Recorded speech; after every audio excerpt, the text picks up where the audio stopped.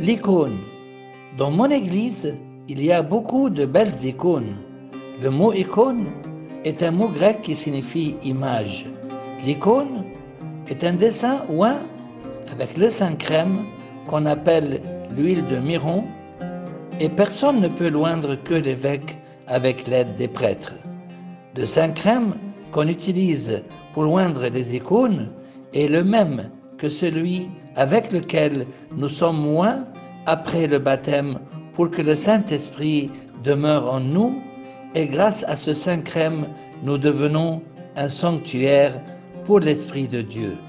L'Esprit de Dieu demeure aussi dans l'icône, et cela signifie la présence de notre Seigneur Jésus-Christ. Lorsque nous vénérons les icônes, nous prenons une bénédiction. Nous prions devant elles en allumant des bougies.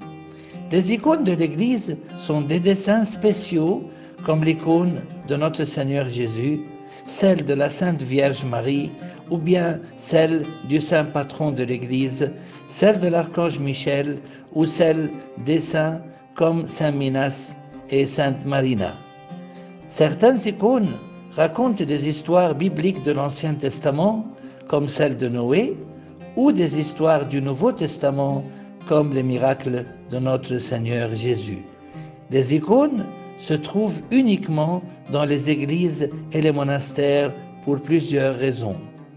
La première raison est qu'elles racontent une partie des enseignements de l'Église, comme les histoires de la Bible ou des saints et des martyrs, et bien sûr, ceux qui sont illettrés comprennent facilement tous les enseignements de l'Église expliqués par l'icône.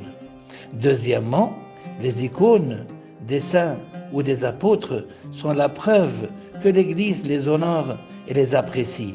C'est comme si nous leur disions « Vous êtes incroyables, votre vie sur terre et votre amour pour notre Seigneur Jésus sont un bon exemple et nous donnent envie de vous imiter.